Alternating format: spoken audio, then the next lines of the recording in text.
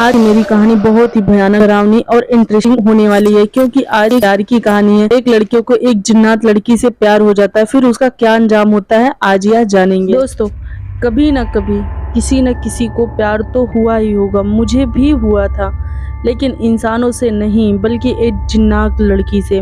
आपको जानकर हैरानी होगी, एक इंसान को जिन्नात लड़की से प्यार कैसे हो सकता है। दरअसल मुझे पहले पता नहीं था कि वो एक जिन्नात लड़की है, लेकिन जब पता चला तो मेरी हालत ही ख़राब हो गई।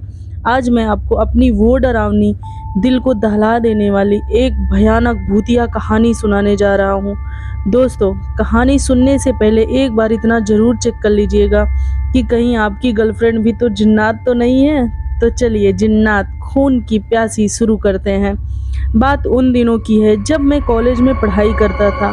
उन दिनों में सिर्फ पढ़ाई में ही ध्यान लगाता था, लड़कियों से हमें ज़्यादा मतलब नहीं रखता था। मैं घर से सीधे कॉलेज और कॉलेज से सीधे घर जाता था, और शाम को पार्क में या बाज़ार में घूमने की बजाय मैं लाइब्रेरी में, घर में किताबें पढ़ना पसंद करता था। कुछ दिनों के बाद मुझे लगा कि कोई लड़की मुझे रेगुलर फॉलो कर रही है।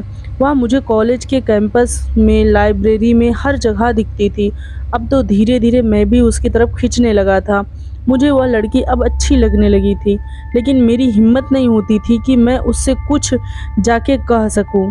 एक दिन मैं पहली बार अपनी क्लास को छोड़कर कॉलेज के कैंपस में बैठा हुआ था, वो भी सुदूर एक कोने में जहां पूरा सन्नाटा था और वहां कोई आता जाता नहीं था। तभी वह लड़की अचानक से मेरे सामने आ गई और मेरे ही सामने आकर बैठ गई। अब तो मेरी जैसे सांसें ही रुक गई हों। वो धीरे धीरे मुझसे बात करने लगी। मैं भी धीरे धीरे उससे बात करना शुरू कर दिया। फिर ये सिलसिला लगातार चलता रहा। वह मुझे कभी भी, कहीं भी, किसी भी जगह मिल जाती और मुझसे ढेर सारों बातें करती। लेकिन कभी कभी मैं उससे ऊबता तो मैं कहता कि यहाँ से चली जाओ, लेकिन वो गुस्साने लगती और जाती ही नहीं। ऐसे ही चलते चलते बड़ा वक्त बीत गया। अब मैंने सोचा कि अब मुझे उससे अपने दिल की बात कह दूंगा। बस मुझे अब एक अच्छे मौके की तलाश थी।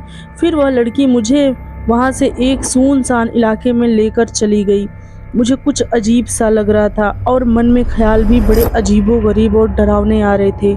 तभी एक बरगद के पेड़ के पास एक वीराने में जाकर हम रुक गए और वह बोली, यह मेरा घर है, अब तुम भी मेरे साथ यहीं रहोगे। मुझे तो पहले यह एक भद्दा मजाक लगा, लेकिन जब मैंने उससे पूछा कि हम इस पेड़ पर क्या करेंगे, वो गुस्साने लगी और वो गुस्साते गुस्साते धीरे धीरे वे अपने असली रूप में आने लगी। और जब मैंने उसका असली रूप को देखा तब मेरी हालत हद से ज़्यादा ख़राब हो चुकी थी, क्योंकि वो लड़की नहीं, एक जिन्नात थी। अब तो मुझे अपनी किस्मत पर भी रोना आ रहा था। मैं चिल्लाना चाह रहा था, लेकिन मेरे मुंह से आवाज़ नहीं निकल रही थी।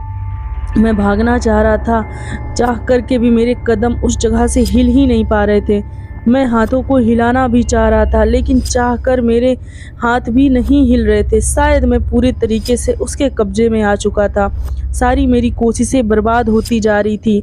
और उसके बाद मेरे ऐसे चेहरे को देखकर उसने थोड़ी मेरे ऊपर दया की। वह जिन्नात लड़की अब अपने पूरे रूप में आ चुकी थी, बेहद डरावनी दिख रही थी और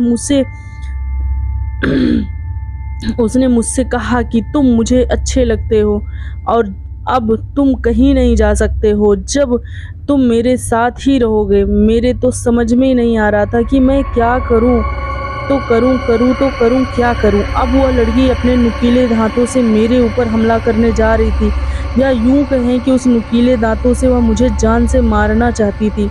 लेकिन तभी वह रुक गई और उसने मुझसे कहा कि क्या तुम कुछ और कहना चाहते हो। तो मैंने केवल हाथ जोड़कर इतना कहा कि मुझे माफ़ कर दो, मैंने तुम्हारा क्या बिगाड़ा है, मुझे छोड़ दो। लेकिन वो केवल हंस रही थी और कुछ नहीं बोल रही थी। उसके बाद से मैंने देखा कि दूर मजार पर से एक पीर बाबा आ रहे थे और वो लड़की मुझे वहाँ से लेकर एक खंडहर में चली गई और वहाँ पर वो मुझे तड़पाने लगी। मेरा सर बार बार इधर से उधर दीवारों पर लड़ रहा था। शायद ये आवाज़ बाबा तक पहुंच गई और वो धीरे से उठ कोठे नुमा खंडहर में आ पहुंचे और उन्होंने उस जिन्नात को अपने कब्जे में किया और मेरी जान बचाई। और जाते जाते मुझे एक ताबीज भी दी और बोले कि अब इसे अपने गले से मत उतारना, यह जिन्नात लड़की बहुत ताकतवर है, ये अक्सर यहाँ पर लोगों को इसी तरीके से मारती है और उन्हें अपने साथ रखना चाहती है। तुम्हारी किस्मत अच्छी थी कि तुम आज बच गए, क्योंकि हर समय हर बार सबकी किस्मत अच्छी नहीं होती। तो दोस्तों यही थी आज की इंटरेस्टिंग कहानी। आई होप यह कहानी आपको बहुत पसंद आई होगी। आप हमें कमेंट करके ये ज़रूर अपनी राय बताइएगा कि इस कहानी का कौन सा हिस्सा सबसे डरावना और भयानक लगा आपको। और दोस्तों आप लोग हमारी वीडियो तो देख लेते हो पर चैनल को सब्सक्राइब नहीं करते हो, तो प्लीज़ चैनल को सब्सक्राइब भी कर लिया करिए और वीडियो को एक लाइक करके प्यारा सा कमेंट भी कर दिया करिए और अपने डरपोक दोस्तों के साथ दौड़ी और वहां पहुंचकर आया। जैसे ही उन्होंने रसोई का घर का नजारा देखा कि अपने उनकी आंखें फटी की फटी रह गई, करें, उनके पैर ही बिल्कुल ही जम गए। तो यही था, ना उनसे आगे जाया जा रहा था ना ही पीछे। उनके हृदय की धड़कनें रुक गई थी। रसोई में बैठकर सारी कच्ची मछलियां खा रही थी। सारी रसोई में मछलियों और खून बिखरा पड़ा हुआ था।